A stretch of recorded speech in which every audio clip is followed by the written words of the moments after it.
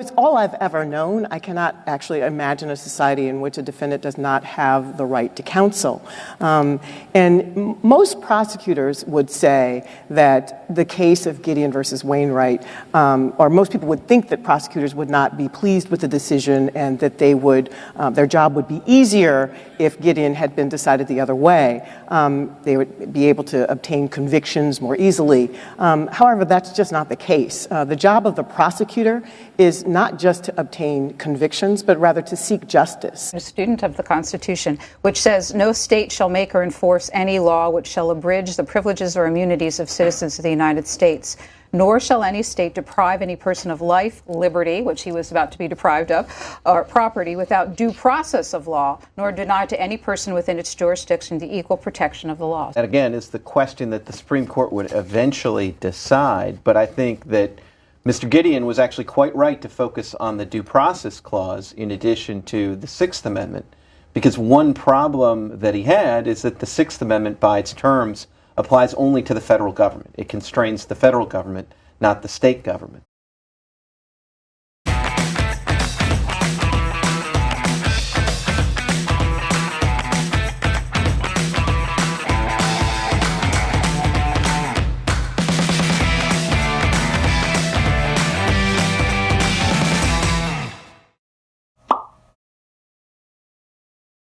Welcome back to the CC. I'm Isabella Gallegos, and today we're going to be talking about the 1963 court case of Gideon versus Wainwright.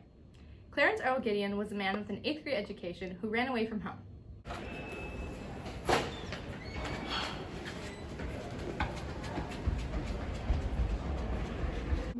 Between midnight and 8 a.m. on June 3rd of 1961, when Gideon was 50 years old, he was arrested for felony breaking and entering when he stole cash, beer bottles, and soda bottles from the pool hall, which belonged to Ira Strickland Jr.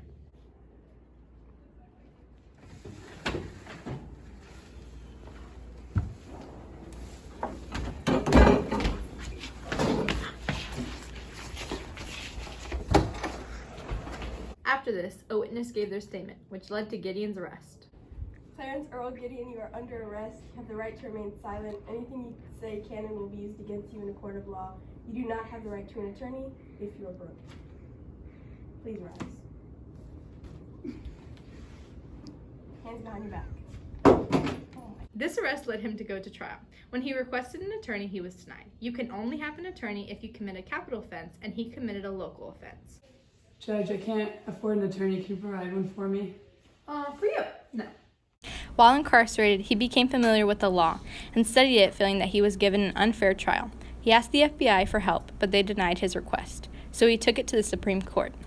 And the Supreme Court agreed to listen to him. And in the end, they ruled in his favor.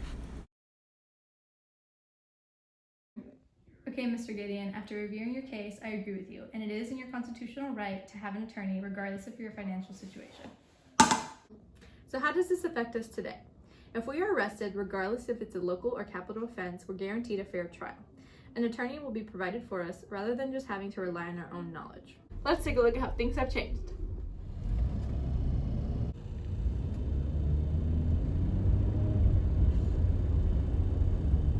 Oh, crap.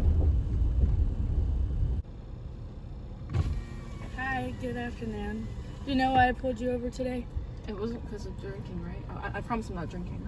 You're not drinking. Well, I originally pulled you over for running a stop sign, but seeing an open container and the smell of alcohol, I'm going to have to perform a sobriety test on you.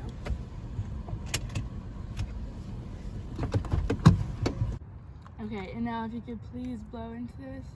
Keep blowing, keep blowing, keep blowing. Okay. Yes, so your blood alcohol content is over 0.08, which is the legal limit to be driving. So I'm gonna have to take you in and book you for that. Okay, you are under arrest. You have the right to remain silent. Anything you say can and will be used against you.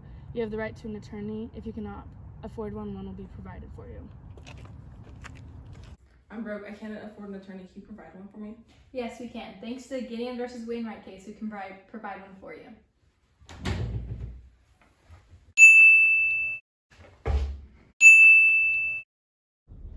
Thanks for watching this episode of Collision Curriculum. I'm Isabella Gallegos, and tune in next week while we uncover why our government teacher was missing for 8 days.